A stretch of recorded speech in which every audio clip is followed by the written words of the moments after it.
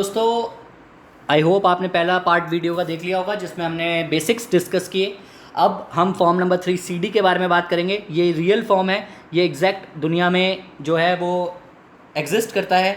जब आपने tax audits किए होंगे, नहीं किए हैं तो आप गूगल पे जाके फॉर्म नंबर 3 सी ए सी डी लिखेंगे तो आपको एग्जैक्ट ये फॉर्म उतर के आ जाएगा। मैं आपको इसलिए नहीं दिखा रहा हूँ क्योंकि उसके अंदर कोई भी डिफरेंस नहीं है, ये सेम है, बस फिगर्स जाती हैं जिस भी एंटिटी का आप ऑडिट करते हैं, डिपेंडिंग ऑन उसकी कौन कौन सी डिटेल्स मैंडेटरी हैं जानी, या मैंडेटरी इन सेंस जो जानी चाहिए। ठीक है, तो आइए एक एक क्लॉज फटाफट से डिस्कस कर लेते हैं। पेपर में इसी से पूछा जाता है कई बार। पेपर में या तो आपसे ऊपर वो एक क्वेश्चन है जो हमारा टर्नओवर का, और उसके बेसिस पे ही पूछा जाता है कि इसका टैक्स ऑडिट होगा या नहीं होगा, ये बताना होता है आपको। उसके अलावा फिर इस क्लॉजेज में से पूछा जाता है। तो आइए फटाफट से इसको कवर करते हैं। आई होप आपके लिए आसान रहेगा, मज़ा आएगा। अगर पहला पार्ट नहीं देखा तो पहले उसको देख लीजिए, फिर आप ये वाला पार्ट सुनिए। ठीक है, तो let's start with this. Very very easy. क्या है ये? तो भाई पार्ट ए में सिंपल सी चीज़ होती है जिसमें आपको एसएससी का नाम बताना होता है कि कौन सी कंपनी का आप ऑडिट कर रहे हो, उसका बताना, उसका एड्रेस बताना है, उसका पैन नंबर बताना है। उसके बाद आपको ये बताना है कि क्या उसका जीएसटी पे होना चाहिए, जीएसटी पे होता है या सेल्स टैक्स पहले होता था तो सर्विस टैक्स वगैरह होता था, लेकिन अब सिर्फ जीएसटी की डिटेल मांगता है। अगर जीएसटी पे करता है तो उसका जीएसटी नंबर मांगता है आपसे, जीएसटी नंबर और जीएसटी कहाँ पर कौन से स्टेट में रजिस्टर्ड है उसकी डिटेल मांगता है, वो आपको प्रोवाइड करनी होती है। तो ये वाला क्लॉज पे क्वेश्चन कई बार आईसीआई ने पूछा हुआ है कि क्लॉज नंबर 4 होता है वो, जहाँ पर ये बोला जाता है कि जीएसटी पे करता है तो जीएसटी पे करता है तो जीएसटी का नंबर आपको येस बताना है, यहाँ पर उसका नंबर बताना है और उसके बाद स्टेट बताना है। नंबर बता दिया, उसके बाद स्टेट बता दिया। तो क्लॉज नंबर 4 याद रखना। क्लॉज नंबर 4 किसका है? जीएसटी की डिटेल्स मांगता है। उसके बाद 5th क्लॉज हमसे ये कहता है कि कंपनी है, पार्टनरशिप फर्म है, एलएलपी है, क्या है ये, प्रोप्राइटर है, क्या है, उसके बारे में पूछता है। उसके बाद 6th आपसे पूछता है कि प्रीवियस ईयर कौन सा था। जैसे इसमें मैं जब पढ़ रहा था तो 18-19 होता, असेसमेंट ईयर 19-20 था। उसके बाद आपसे पूछता है सेक्शन 44 AB का कौन सा सेक्शन है, कौन सा क्लॉज है जिसकी वजह से टैक्स ऑडिट इसके ऊपर एप्लीकेबल हुआ है। मतलब 1 करोड़ से ऊपर की लिमिट हुई है क्या, 50 लाख से ऊपर की लिमिट हुई है क्या, 44 AB की AD की वजह से हो रहा है क्या, 44 ADA की वजह से हो रहा है क्या। तो जिस भी सेक्शन ए बी ऐसे करके आपसे पूछा जाएगा, वहाँ जैसे ही आप इसके ऊपर क्लिक करोगे तो 4-5 चीज़ें आ जाएंगी आपके पास, उसमें से आपको सर्कल को टिक कर देना है, जो भी सर्कल वैलिड होगा। तो क्लॉज नंबर 8 पे भी आईसीआई क्वेश्चन पूछ लेता है, तो क्लॉज नंबर 8 याद रखना, जिसमें यह पूछा जाता है कि भाई कौन से सेक्शन की वजह से, कौन से सेक्शन मतलब कौन से क्लॉज की वजह से, 44 AB के कौन से क्लॉज की वजह से इनके ऊपर ऑडिट एप्लीकेबल हुआ है। तो दो चीज़ें पार्ट ए में आपको ध्यान रखनी है, क्लॉज नंबर 4 है, क्लॉज नंबर 8। क्लॉज नंबर 4 आपसे ये पूछता है कि रजिस्ट्रेशन, जीएसटी रजिस्ट्रेशन की डिटेल्स, और क्लॉज नंबर 8 आपसे ये पूछता है कि क्लॉजेस बताओ उस सेक्शन के 44 AB के जिसकी वजह से टैक्स ऑडिट इस कंपनी के ऊपर, इस पार्टनरशिप फर्म के ऊपर या एलएलबी के ऊपर या फिर प्रोप्राइटर के ऊपर एप्लीकेबल हुआ है। तो ये था पार्ट ए, बहुत छोटा सा पार्ट ए था। इसमें 2 क्लॉजेज आपको मैंने इंपॉर्टेंट करवा दिए कि ये याद रख लेना, बाकी नहीं याद रखोगे तो भी चलेगा। ठीक है, अब आता है पार्ट बी जो इंपॉर्टेंट है। फटाफट से मैं आपके साथ डिस्कस करूंगा, एक एक चीज़ें घुस के डिस्कस नहीं करेंगे क्योंकि इतना ज़्यादा वो हैवी नहीं मायने। 5 नंबर का आता है, ये 5 या 8 नंबर का आएगा, उससे ज़्यादा का आएगा भी नहीं, मिनिमम 5 का आता है, इसलिए हम फटाफट से डिस्कस करेंगे। क्लॉज नंबर 9, इसमें बहुत सिंपल सी चीज़ कहता है कि क्या आपकी पार्टनरशिप फर्म है। अगर पार्टनरशिप फर्म है तो पार्टनर्स के नाम बताने हैं, उनके प्रॉफिट शेयरिंग रेशियो बताने हैं, और उसमें अगर कोई चेंज आया है, मतलब पिछले साल से इस साल अगर कुछ चेंज आया है तो उसके बारे में डिटेल्स प्रोवाइड करनी है। उसके बाद क्लॉज नंबर 10, क्लॉज नंबर 10 हमसे ये बोलता है कि नेचर ऑफ बिजनेस और प्रोफेशन आपको बताना है कि किस नेचर का बिजनेस है। मतलब बिजनेस करते हो तो किस चीज़ का बिजनेस करते हो, आप ट्रेडिंग का काम करते हो, मैन्युफैक्चरर हो, क्या करते हो, उसके बारे में आपको बताना है। और पिछले साल से इस बार क्या आपके बिजनेस या प्रोफेशन में कोई चेंज आया है उसके बारे में आपको क्लॉज नंबर 10 में बताना होगा। क्लॉज नंबर 11, क्लॉज नंबर 11 हमसे पूछता है कि बुक्स ऑफ अकाउंट्स जो होती है आपकी सेक्शन नंबर 44A के हिसाब से मेंटेन होती है क्या। सेक्शन नंबर 44A जो होता है वो इनकम टैक्स एक्ट का होता है, जो स्पेसिफाइड प्रोफेशंस होते हैं जैसे कि चार्टर्ड अकाउंटेंट, कंपनी सेक्रेटरीज, उसके बाद हमारा जो इंफ्रास्ट्रक्चर वाले काम करते हैं, उसके अलावा अलग अकाउंटिंग्स वगैरह का काम करते हैं, लॉयर्स होते हैं, वो सारे 44A में फॉल करते हैं। जब आप इनकम टैक्स एक्ट पढ़ेंगे तो वहाँ आपको अच्छे से बताया जाएगा। अगर आप उसमें अंदर फॉल करते हैं तो क्या आपकी बुक्स ऑफ अकाउंट्स उसके हिसाब से होती है, यहाँ पर आपको येस या नो लिखना होता है। अगर होती है तो उसके बाद आपको बताना है कि बुक्स ऑफ अकाउंट्स कहाँ पर आप मेंटेन करते हो, उस एड्रेस बताना है कि कहाँ पर आप बुक्स ऑफ अकाउंट्स को मेंटेन करते हो, उसके बारे में आपको डिटेल्स देनी है। उसके बाद एज अ ऑडिटर आपने कौन कौन सी बुक्स चेक करी हैं, जो बुक्स आपने ऊपर मेंटेन कर रखी हैं क्या वो सारी चेक करिए, उसकी सेम डिटेल्स आपको नीचे प्रोवाइड करनी होती है। तो ये वाला क्लॉज थोड़ा इंपॉर्टेंट है। क्लॉज नंबर 11 आपको याद रखना होगा। क्लॉज नंबर 11 में 3 चीजें पूछता है। नंबर 1, क्या बुक्स ऑफ अकाउंट्स 44A के हिसाब से मेंटेन हो रही है, इसमें आपको येस नो बताना होता है। कौन कौन सी, चाहे येस हो चाहे नो, आपको बुक्स ऑफ अकाउंट्स तो मेंटेन हो रही है। अगर इसके हिसाब से नहीं हो रही तो किसी और के हिसाब से, कंपनी एक्ट के हिसाब से हो रही होंगी, तो उसके हिसाब से आपको बताना है कि कौन कौन सी बुक्स मेंटेन हो रही है, कहाँ हो रही है, और जो बुक्स मेंटेन हो रही है उसमें से कौन कौन सी एज अ ऑडिटर आपने एग्जामिन करी हैं। वैसे बताऊं तो आपको यहाँ पर एक ऑप्शन आता है कि सेम एज अबव, तो इस वाले में हम ज़्यादातर क्या करते हैं, सेम एज अबव को क्लिक कर देते हैं तो ऊपर की डिटेल्स नीचे कॉपी पेस्ट हो जाते हैं खुद से, ठीक है। इसके बाद क्लॉज नंबर 12, क्लॉज नंबर 12 हमसे ये बोलता है कि आपके P&L अकाउंट में, P&L अकाउंट में बहुत ध्यान से सुनना, इसको इतना लंबा याद रखने की जरूरत नहीं है, सिर्फ अगर देसी भाषा में याद रखना है तो इतना ध्यान रखना है, आपके P&L अकाउंट में कोई भी प्रिजम्पटिव इनकम तो नहीं आ रही। मतलब प्रिजम्पटिव इनकम मतलब 44 AD, 44 AE, 44 AF, 44 B, 44 BB, 44 BBA, 44 BBB, इनकी वजह से P&L पे कोई इफेक्ट तो नहीं आ रहा। सिर्फ इतना अगर आ रहा है तो उसकी डिटेल आपको क्लॉज नंबर 12 में डालनी है, ठीक है। इसके बाद क्लॉज नंबर 13, ये इंपॉर्टेंट क्लॉज है, इस पर क्वेश्चन आते हैं।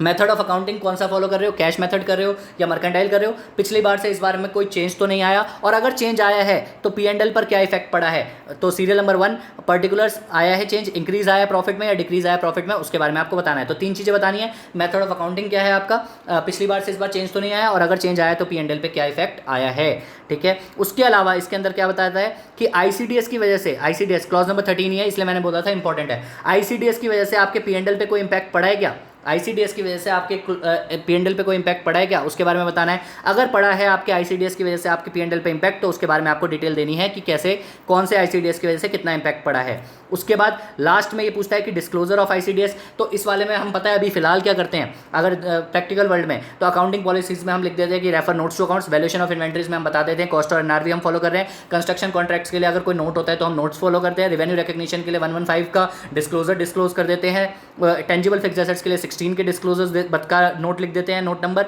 गवर्नमेंट ग्रांट्स के लिए इंडेस 20 का नोट नंबर लिख देते हैं। अगर कुछ होते हैं गवर्नमेंट ग्रांट्स, बोरिंग अगर करी होती है कंपनी ने तो उसका नोट दे देती है, क्योंकि इन सब के नोट्स कहीं ना कहीं डिस्क्लोजर्स पे होते हैं, तो वहाँ पर सिर्फ नोट नंबर दे देते हैं कि हमने यहाँ पर डिस्क्लोज कर रखा है और यहाँ से कवर हो जाता है, ठीक है। तो ये बात आपको ध्यान रखनी है। तो क्लॉज नंबर 13 आपके लिए थोड़ा इंपॉर्टेंट हो जाता है, क्लॉज नंबर 11, क्लॉज नंबर 13 दोनों इंपॉर्टेंट है। मेथड ऑफ अकाउंटिंग बताना है, कोई चेंज आया है तो वो बताना है, उसकी वजह से क्या चेंज आया है, कितना इफेक्ट पड़ा है वो बताना है। ICDS का कोई इंपैक्ट पड़ा है P&L में वो बताना है, अगर पड़ा है तो कितना पड़ा है वो बताना है, और ICDS के डिस्क्लोजर्स बताने हैं जिसके बारे में मैंने आपको बता दिया। याद रखने की जरूरत नहीं है, एज इट इज़ ध्यान रखने की कोई जरूरत नहीं है। मैं आपको बता दूं ICDS वाला ध्यान नहीं रखना है, बस ये ध्यान रखना है, ये तीनों क्लॉज आपको इंपॉर्टेंट है, ये ध्यान रखना है।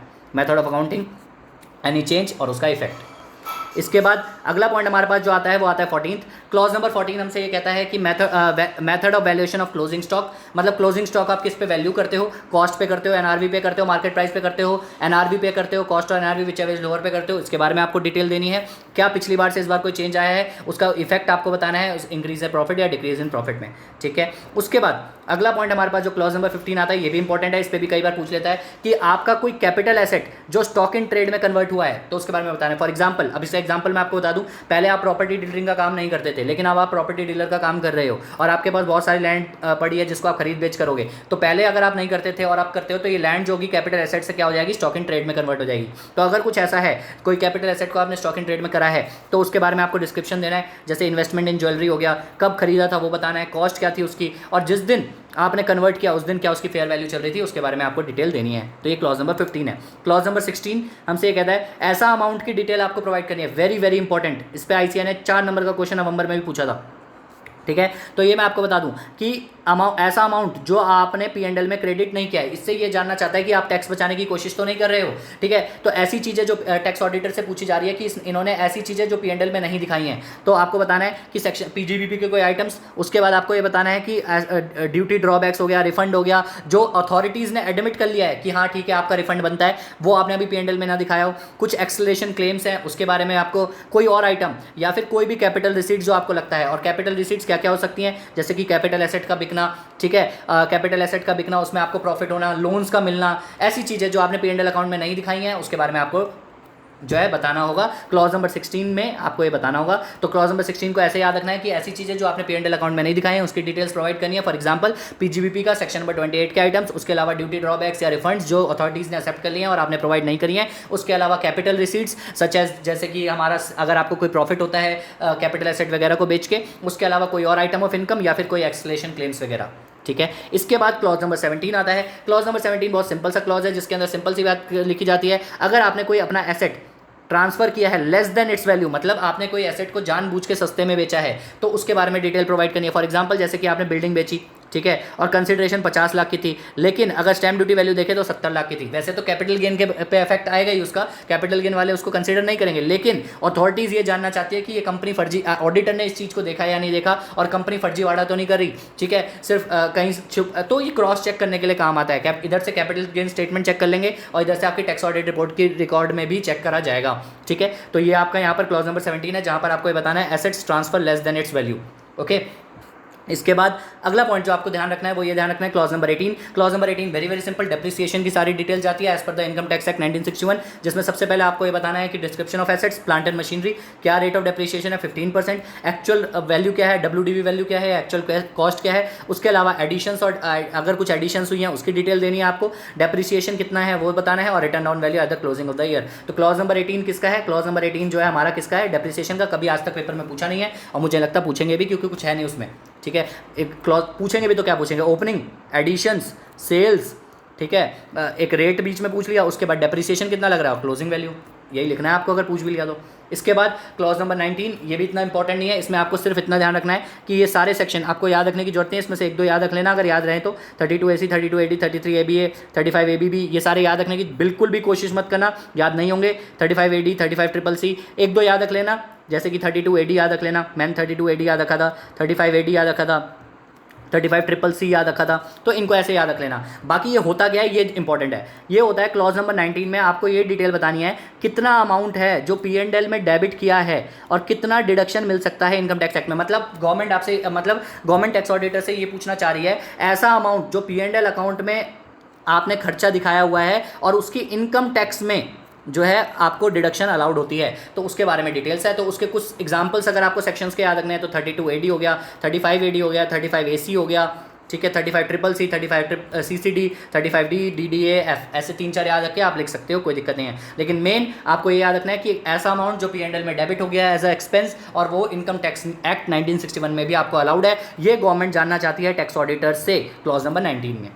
इसके बाद क्लॉज नंबर 20 हमारे पास आता है, जिसके अंदर आपको ये बताना है कि ऐसा कोई अमाउंट जो आपने एज अ बोनस या कमीशन दे दिया है फॉर सर्विस रेंडर, जो हमारा डिविडेंड के रूप में जाना चाहिए था। क्या होता है कि क्या होता है, टैक्स होता है डिविडेंड के ऊपर, आप बोनस और कमीशन के रूप में ये टैक्स बचा सकते हो। तो गवर्नमेंट ये जानना चाहती है कि अगर कंपनी ने ऐसा तो नहीं कर रखा कि जो पैसा डिविडेंड के रूप में जाना चाहिए था या प्रॉफिट को शेयर करना था किसी और रूप में, लेकिन इन्होंने क्या किया, उसको as a commission, as a bonus employees को प्रोवाइड कर दिया। तो वो अगर ऐसा करा है तो उसके बारे में डिटेल देनी है। उसके बाद क्लॉज नंबर 20 में आपको PF जो कटता है या ESI अगर कटता है उसके बारे में डिटेल प्रोवाइड करनी है। तो ये याद रखना, क्लॉज नंबर 20 का PF और ESI की डिटेल्स हमारी जाती है, ठीक है। गवर्नमेंट ये जानना चाहती है कि आपने इसमें डिले तो नहीं किया था स्टैट्यूटरी ऑब्लिगेशंस को पूरा करने के लिए, तो उसकी डिटेल क्लॉज नंबर 20 में जाएगी।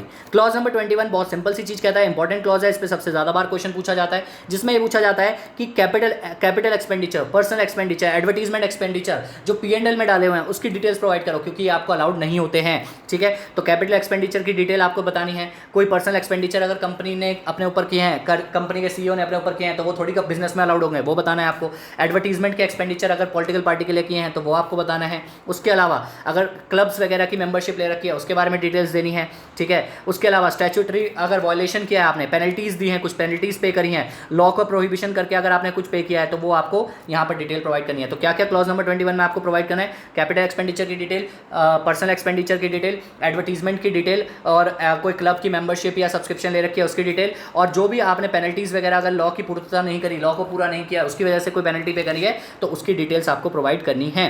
उसके अलावा यहाँ पर दूसरा आपको ये डिटेल प्रोवाइड करनी है जो सेक्शन नंबर 40A होता है, जो आपने अपने इनकम टैक्स में भी पढ़ते हैं। अगर आपने TDS डिडक्ट नहीं किया है, किसी नॉन रेसिडेंट का TDS अगर डिडक्ट नहीं किया है तो उसकी डिटेल भी आपको यहाँ पर प्रोवाइड करनी है। नॉन रेसिडेंट जिस पे TDS डिडक्ट होना चाहिए था और आपने TDS डिडक्ट नहीं किया, सेक्शन नंबर 40A जो होता है वो ये कहता है कि 30% इनकम टैक्स में 30% नहीं, इसके केस में तो 100% आपका डिसअलाउड हो जाता है, ठीक है। तो उसकी डिटेल आपको प्रोवाइड करनी है। अगर बाद में TDS डिपॉजिट कर दिया था तो उसकी भी डिटेल आपको बतानी है कि अगर आप पहले नहीं किया था लेकिन बाद में जमा कर दिया है।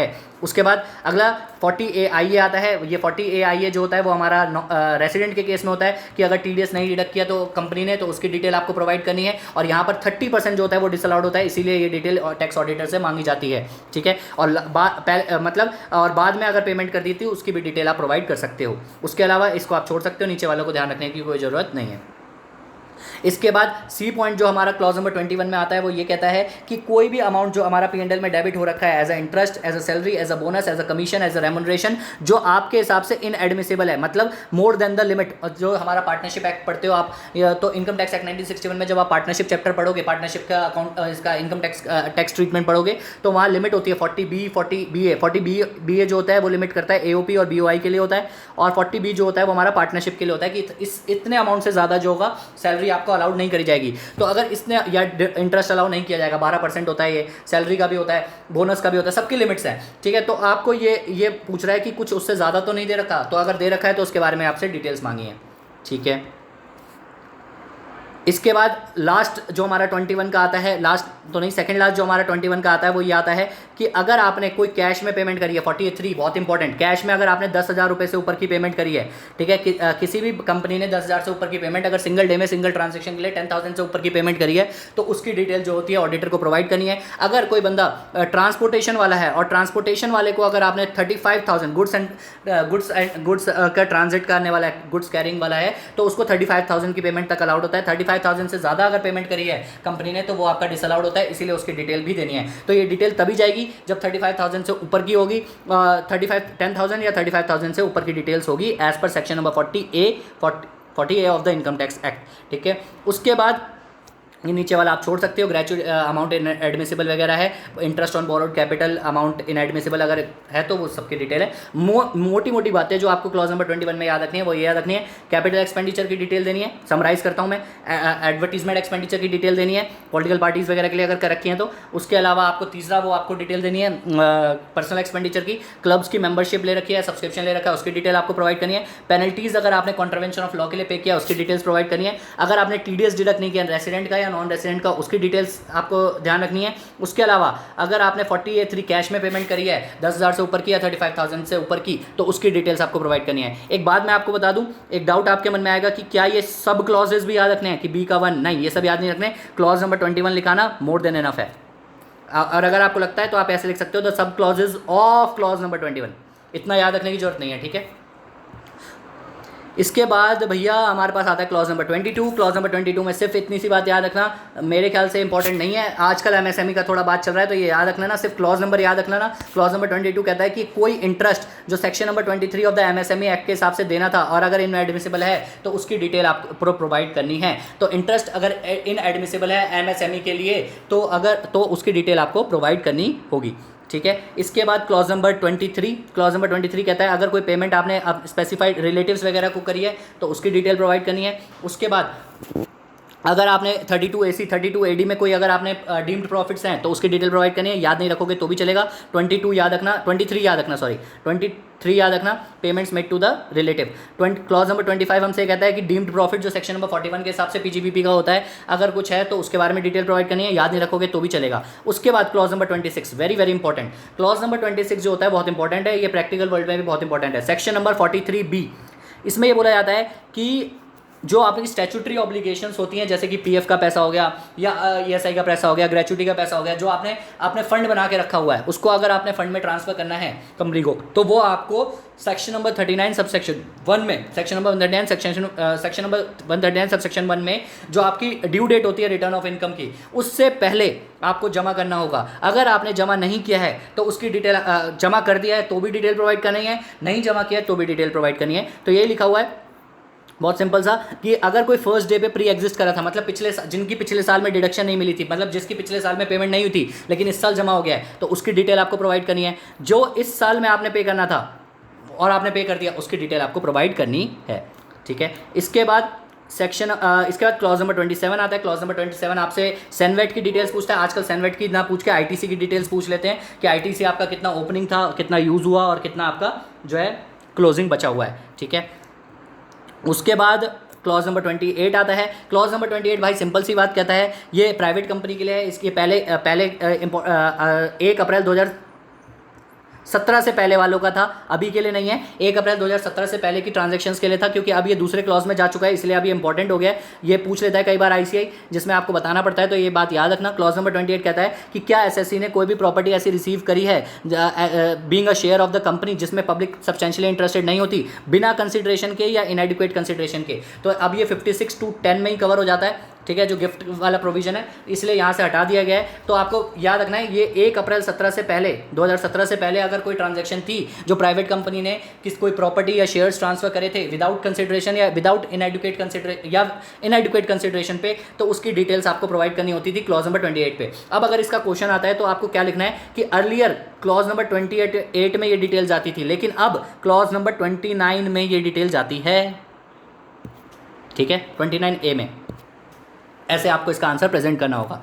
इसके बाद क्लॉज नंबर 29 हमसे क्या कहता है? क्लॉज नंबर 29 कहता है कि अगर किसी प्राइवेट कंपनी को बहुत ध्यान से सुना, ये इतना इंपॉर्टेंट नहीं है, लेकिन फिर भी एक बार आईसीआई ने बहुत पहले क्वेश्चन पूछा था, अगर क्या एसएससी ने मतलब प्राइवेट कंपनी ने कोई शेयर्स इशू करे थे और उसकी फेयर मार्केट वैल्यू से ज़्यादा पैसा रिसीव हुआ है, मतलब फॉर एग्जांपल आपने 100 रुपये पे शेयर इशू करे थे और 110 रुपये पे आपको हिसाब से मिले, तो 10 रुपीज़ आपका प्रीमियम हो गया, तो उस प्रीमियम की डिटेल आपको प्रोवाइड करनी है, दैट्स इट, ठीक है। इसके बाद clause number 29A important clause है, नया क्लॉज है। इसमें ये बोला गया कि क्या आपने किसी का बेना फोरफीट किया है। बेना फोरफीट करने का मतलब होता है 56(2)(9), मतलब अगर आप कैपिटल गेन पढ़ा होगा आपने कभी बचपन में, तो आपको पता होगा इसमें क्या होता है। 56(2)(9) हमसे ये कहता है कि क्या आपने किसी बंदे के पैसे फोरफीट किए हैं। क्या होता है, जब आप मकान खरीदते हो, घर खरीदते हो, तो आप जब भी घर लेने जाते हो तो आप क्या करते हो, टोकन दे देते हो। वो अगर बाद में आप घर नहीं खरीदते तो वो टोकन जब्त हो जाती है। तो एज अ एसएससी आपने किसी का टोकन जब्त किया है, किसी का फोरफीट किया है, उसकी डिटेल्स आपको प्रोवाइड करनी है, ठीक है। उसके बाद 29B में आपको 56(2)(10) की डिटेल देनी है, जिसमें आपको गिफ्ट्स के बारे में सारी डिटेल्स प्रोवाइड करनी है कि 50,000 से ऊपर के गिफ्ट्स आपको मिले हैं एसएससी को, तो उसकी पूरी डिटेल आएगी। इसीलिए जो क्लॉज नंबर 28 में आता था, अब वो कहाँ पर आएगा, क्लॉज नंबर 29B में। सॉरी, मैंने शायद से पहले ए बोल दिया था, 29B में आएगा। तो आपको कभी भी आंसर लिखते हुए क्लॉज नंबर 28 और 29B दोनों मेंशन करने होंगे, अच्छा इंपैक्ट पड़ेगा और अच्छे मार्क्स मिलेंगे, ठीक है। आगे बढ़ते हैं। इसके बाद क्लॉज नंबर 30 आता है, जिसमें बहुत सिंपल सी चीज़ बोली गई, इसको याद रखने की जरूरत नहीं है। आपने हुंडी वगैरह के थ्रू या बिल ऑफ एक्सचेंज वगैरह के थ्रू अगर कुछ पैसे ले रखे हैं या दे रखे हैं, तो उसके बारे में डिटेल्स है, उसको प्रोवाइड करनी होगी। इसके बाद क्लॉज नंबर 30A आया, जिसके अंदर ये बोला गया कि सेक्शन नंबर 92CE जो ट्रांसफर प्राइस का हमारा होता है, इनकम टैक्स एक्ट 1961 का, उसके हिसाब से अगर कोई प्राइमरी एडजस्टमेंट्स हुई हैं तो उसकी डिटेल आपको प्रोवाइड करनी है। प्राइमरी एडजस्टमेंट, सेकेंडरी एडजस्टमेंट्स आप जब इनकम टैक्स एक्ट पढ़ोगे तो आपको अच्छे से आएगा। यहाँ पर मैं आपको समझाने बैठूंगा तो 1 घंटे की क्लास निकल जाएगी। आप ऑल्दो मुझे बहुत अच्छे से उसकी समझ है, लेकिन मैं आपको यही सजेस्ट करूंगा कि फिलहाल आप इतना याद रखना कि क्या प्राइमरी एडजस्टमेंट हुई है। अगर प्राइमरी एडजस्टमेंट हुई है तो उसकी डिटेल्स आपको प्रोवाइड करनी होगी। देखो, प्राइमरी एडजस्टमेंट मैं आपको बता दूं तब होती है जब आपकी आर्म लेंथ प्राइस में 1 करोड़ से ऊपर की एडजस्टमेंट हो, ठीक है, तो आपका जो होता है प्राइमरी एडजस्टमेंट के बाद सेकेंडरी एडजस्टमेंट होती है। तो सेकेंडरी एडजस्टमेंट तभी होती है जब आपका 1 करोड़ से ऊपर की एडजस्टमेंट हो प्राइमरी एडजस्टमेंट में। मतलब कहने का दोबारा से चलो मिसअप हो गया, जब मैं बता दूं क्या होता है। सेक्शन नंबर 92CE क्या होता है ना, मैं फटाफट से बता देता हूं। इसमें क्या होता है, आर्म लेंथ प्राइस जब आपकी कैलकुलेट होती है ट्रांसफर प्राइस में, तो क्या होता है कि गवर्नमेंट कहती है कि नहीं आपने क्या कम पैसे दिखाए हुए हैं। तो फॉर एग्जाम्पल अगर अमाउंट 1 करोड़ से ऊपर का है तो गवर्नमेंट ने अगर जो ये 1 करोड़ से ऊपर का अमाउंट निकल के आता है, इसी को प्राइमरी एडजस्टमेंट कहा जाता है, ठीक है। अब ये जो निकल के आया है, अगर 1 करोड़ से ऊपर का है तभी सेकेंडरी एडजस्टमेंट होती है बुक्स ऑफ अकाउंट्स में। अगर 1 करोड़ से कम का है तो सेकेंडरी एडजस्टमेंट नहीं होती। तो उसी की डिटेल आपसे पूछी गई है, उसी के बारे में नीचे भी लिखा हुआ है। सेक्शन नंबर 92C कहता है सेकेंडरी एडजस्टमेंट तभी होती है जब या तो सो मोटो होती है, एसएससी खुद कर ले या असेसिंग ऑफिसर करे, या एडवांस प्राइसिंग एग्रीमेंट के हिसाब से हो, अप्पा के हिसाब से हो, ठीक है। ये टर्म्स आपको तभी समझ आएंगे जब आप इनकम टैक्स एक्ट में पढ़ोगे। सेफ हार्बर रूल्स होते हैं या म्यूचुअल एग्रीमेंट प्रोसीजर्स होते हैं, ठीक है। और सेकेंडरी एडजस्टमेंट तब नहीं होगी अगर आपका प्राइमरी एडजस्टमेंट 1 करोड़ से ऊपर का नहीं हुआ। तो आपको सिर्फ इतना ध्यान रखना है, मैं आपको बताऊं, आपको इतना ध्यान रखना है कि 1 करोड़ से ऊपर की अगर प्राइमरी एडजस्टमेंट हुई है तो सेकेंडरी एडजस्टमेंट होगी। अगर हुई है 92CE के हिसाब से अगर 1 करोड़ से ऊपर की एडजस्टमेंट तो येस करना है, और वो पैसा इंडिया में वापस लाना होता है। वो पैसा अगर इंडिया में वापस लाना होता है और अगर आपने नहीं लेके आए, 90 डेज में लेके आ गए, तो आपको येस लिखना है। अगर 90 डेज में नहीं लेके आए तो उसके बारे में आपको नो लिखना होगा, और उस पर आपको इंटरेस्ट भी लेके आना होता है बाद में। अंदर नहीं घुस रहा हूँ मैं प्रोविजंस के, आपको मैंने समराइज में बता दिया। 3 चीज़ें क्लॉज नंबर 30 की याद रखनी है कि क्या प्राइमरी एडजस्टमेंट हुई है 1 करोड़ से ऊपर की, अगर हुई है तो सेकेंडरी एडजस्टमेंट होगी, अगर 1 करोड़ से ऊपर की नहीं हुई है तो सेकेंडरी एडजस्टमेंट होगी नहीं, तो ये क्लॉज वैसे ही हट जाएगा, ठीक है। लेकिन अगर सेकेंडरी एडजस्टमेंट हुई है, वैसे आईसीआई के बहुत कम चांसेस है इस पे क्वेश्चन पूछने का, क्योंकि आईसीआई को पता है कि बच्चा कई बार सिंगल ग्रुप भी दे रहा होता है, तो उसने अभी इतना एडजस्टमेंट्स के बारे में नहीं पढ़ा होगा, प्राइमरी एडजस्टमेंट सेकेंडरी। लेकिन फिर भी मैं आपको ब्रीफ बता रहा हूँ कि आपको आइडिया रहे, आप कुछ ना कुछ लिख लो, ठीक है। तो सेकेंडरी एडजस्टमेंट अगर हुई है तो आप सेकेंडरी एडजस्टमेंट के बारे में डिटेल्स यस लिखोगे, और जब सेकेंडरी एडजस्टमेंट होती है तो आपको इंडिया के बाहर से पैसा लेके आना पड़ता है अपने एसोसिएट एंटरप्राइजेस से, और अगर आप वो लेके आए हो, ठीक है, तो यस कर दो। अगर नहीं लेके आए तो कितना इंटरेस्ट के साथ लेके आओगे वो बताना है, ठीक है। उसके बाद 30B हमसे ये कहता है clause 94 section number 94B of income tax act 1961, जिसमें बोला जाता है कि क्या आपने अपने एसोसिएट एंटरप्राइज को 1 करोड़ से ऊपर की पेमेंट करी है in the form of interest. मतलब आपने अपने, क्या होता था ना, लोग क्या करते थे, अपने एसोसिएट बाहर से ऊंचे रेट पे इंटरेस्ट लोन ले लेते थे इंडिया में, और यहाँ पर इंडिया में जो होता है इंटरेस्ट अलाउड होता है, तो अपना टैक्स बचाने के लिए क्या करते थे, बड़े बड़े इंटरेस्ट की पेमेंट करते थे। तो अब गवर्नमेंट ने इसके ऊपर भी रेगुलेशंस लगा दिए कि 30% ऑफ EBIDTA से ज़्यादा, EBI मतलब earning before interest taxes and depreciation से ज़्यादा जो है आपको अलाउड ही नहीं करेंगे हम एक पर्टिकुलर ईयर में, ठीक है।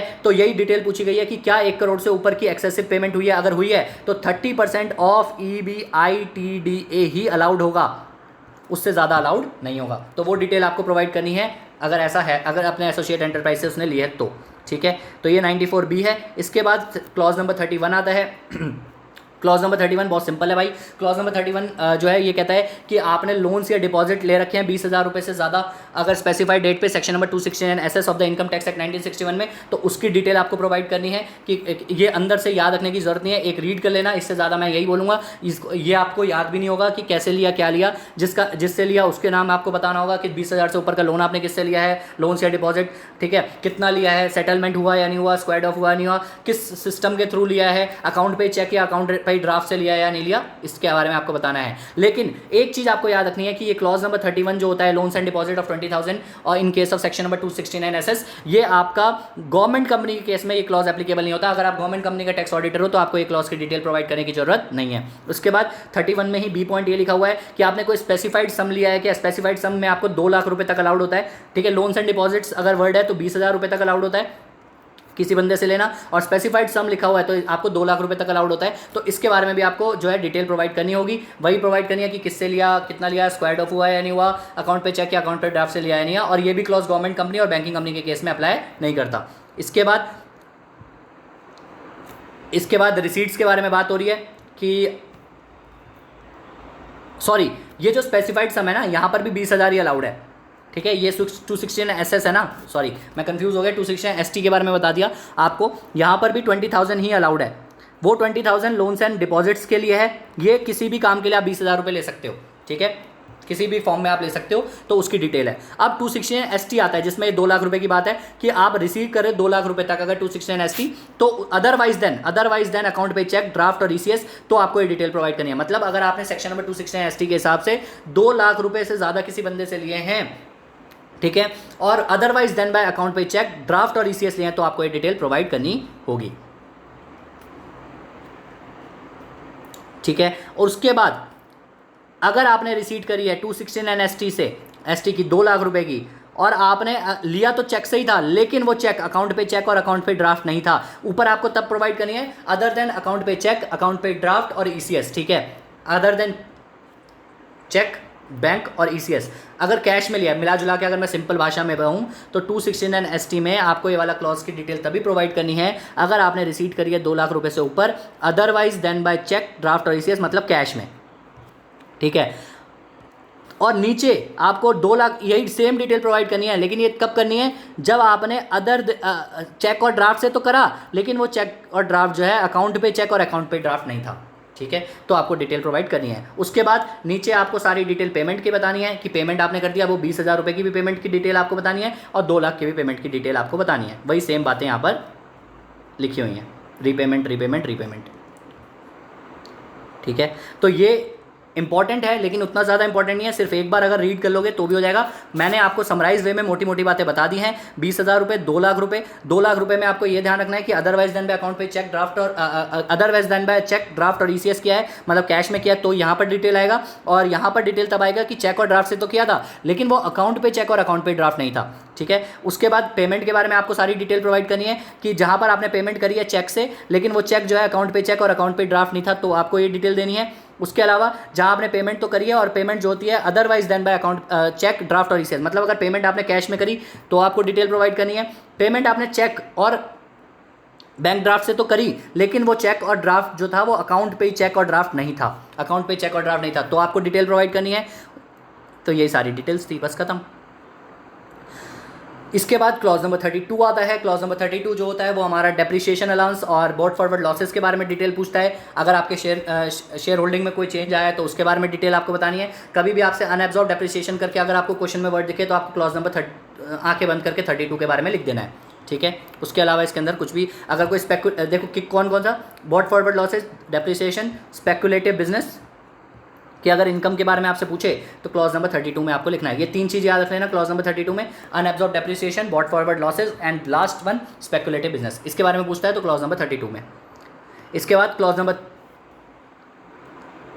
33, क्लॉज नंबर 33 जो होता है वो ये पूछता है चैप्टर 6A में कौन कौन से डिडक्शन अलाउड है, वो 15 साल तक जो अलाउड होती है। सेक्शन नंबर 10A 10AA के बारे में डिटेल्स पूछा है। सेक्शन नंबर 10A और सेक्शन नंबर 10AA के बारे में डिटेल्स पूछ रहा है, जो हमारी होती है स्पेशल इकोनॉमिक जोन्स वगैरह की, तो उसकी डिटेल सेक्शन नंबर 33 में आती है।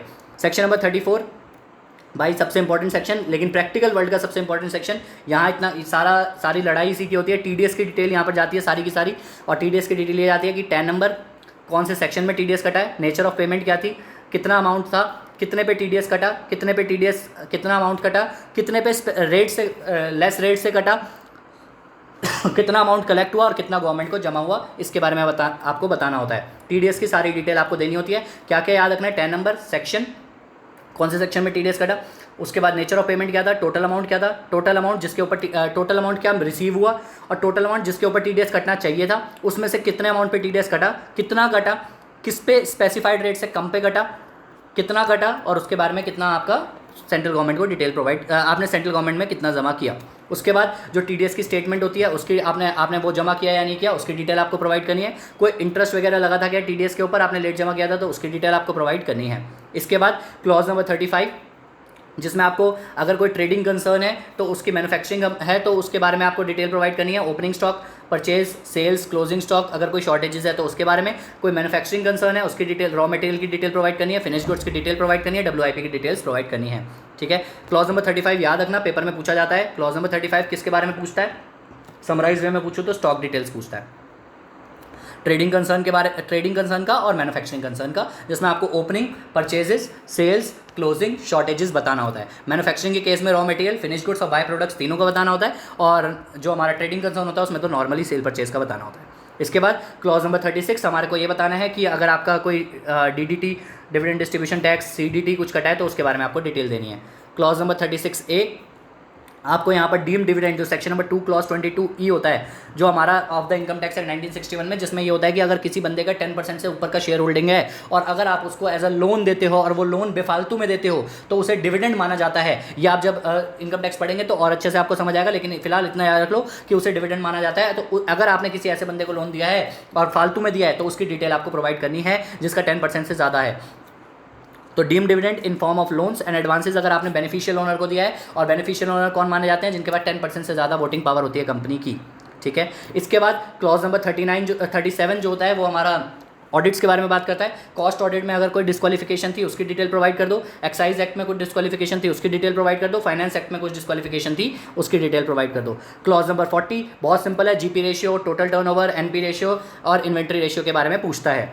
क्लॉज नंबर 41 आपसे पूछता है कोई रिफंड या डिमांड नोटिस वगैरह तो नहीं आ रखा, उसकी डिटेल आपको प्रोवाइड करनी है।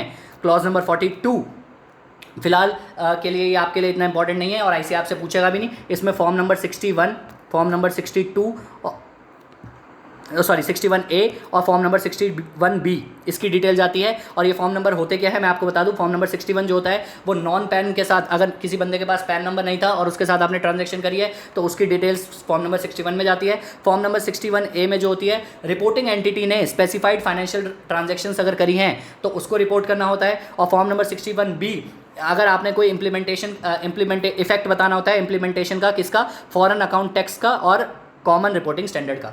कुछ और याद मत रखना, सिर्फ इतना याद रखना कि क्लॉज नंबर 42 में 3 चीज़ें जाती हैं, 3 फॉर्म की डिटेल जाती है जो आपने जमा किए हैं रिपोर्टिंग एंटिटी ने। कौन कौन से, फॉर्म नंबर 61, 61A, 61B। 61 क्या होता है, नॉन पैन एंटिटीज़ के साथ अगर ट्रांजेक्शन करिए उसकी डिटेल। 61A क्या होता है, रिपोर्टिंग एंटिटी ने अगर कोई स्पेसिफाइड फाइनेंशियल ट्रांजैक्शंस करी हैं उसकी डिटेल्स, और 61B फॉर्म 61B किस लिए होता है, for implementation of FATCA and CDS। मेरे को नहीं लगता इसके ऊपर क्वेश्चन आएगा, बट ठीक है, रिस्क कवर करना है, आपको पता होना चाहिए और आपको मैंने बता दिया, ठीक है। ये फॉर्म्स ऑल दो जब आप इनकम टैक्स एक्ट 1961 पढ़ेंगे तो उसमें इंटरनेशनल टैक्सेशन में बताया जाता है रिपोर्टिंग एंटिटीज़ क्या होती हैं, ठीक है। उसके बाद क्लॉज नंबर 43 कहता है कि अगर आपकी ऑल्टरनेटिव रिपोर्टिंग एंटिटी है तो उसने अपना सेक्शन नंबर 286(2) के हिसाब से of the income tax act 1962 में 1961 में बोला गया है कि उसके हिसाब से आपको जो है एक कंट्री बाय कंट्री रिपोर्ट जमा करनी होती है। आपने कंट्री बाय कंट्री रिपोर्ट जमा करी है या नहीं करी, उसके बारे में आपको डिटेल देनी होती है, ठीक है। इससे ज़्यादा इंटरनेशनल ग्रुप्स की डिटेल होती है, मतलब कंट्री बाय कंट्री रिपोर्ट अगर आपको जाना है तो इंटरनेशनल ग्रुप की डिटेल होती है जो प्रोवाइड करी जाती है गवर्नमेंट को, वो प्रोवाइड करी है या नहीं करी है। अगर आपकी एंटिटी जो है ऑल्टरनेट रिपोर्टिंग एंटिटी है तो वो आपको पता चल जाएगा, या पेरेंट एंटिटी है तो वो आपको पता चल जाएगा जब आप ऑडिट करोगे और इंटरनेशनल टैक्सेशन पढ़ोगे। इतना डिटेल में आपको for the purpose of audit पढ़ने की जरूरत नहीं है, अभी इस कोर्स के हिसाब से बता रहा हूँ, क्योंकि अगर मैं बनाता हूँ तो वो बहुत बड़ी वीडियो बनेगी। तो मैं रिविजनल वीडियो समरी पर्पस के लिए है जहाँ पर आपका रिस्क कवर हो जाए कि आउट ऑफ 5 आपको 3-4 मार्क्स तो पक्का आराम से मिल जाए, ठीक है। तो फॉर्म क्लॉज याद रखना, क्लॉज नंबर 43 में कंट्री बाय कंट्री रिपोर्टिंग अगर आपके ऊपर एप्लीकेबल है तो वो आपने रिपोर्ट किया है या नहीं किया उसके बारे में आपको बताना है। इसके बाद क्लॉज नंबर 44 लास्ट क्लॉज, जिसमें ये बताना है GST की डिटेल देनी है। फिलहाल के लिए डेफर्ड हो गया है तो आपको ये याद रखने की भी जरूरत नहीं है, ठीक है। GST की डिटेल जाती है वैसे अमूमन, ठीक है। फिलहाल यहाँ और लास्ट में हमारा यहाँ प्लेस जाता है, डेट जाता है और सिग्नेचर होते हैं, जो भी हमारी स्टैम्प वगैरह होती है।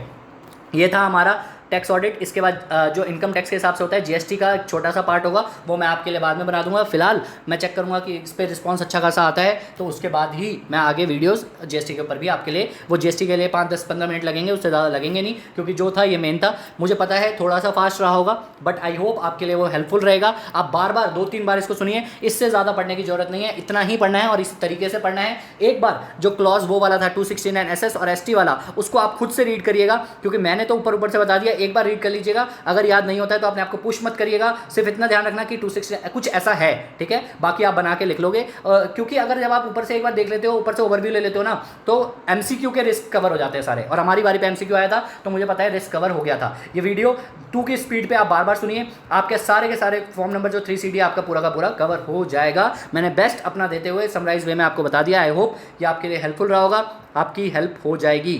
बाय, शबा खैर, all the best, take care of yourself and your family.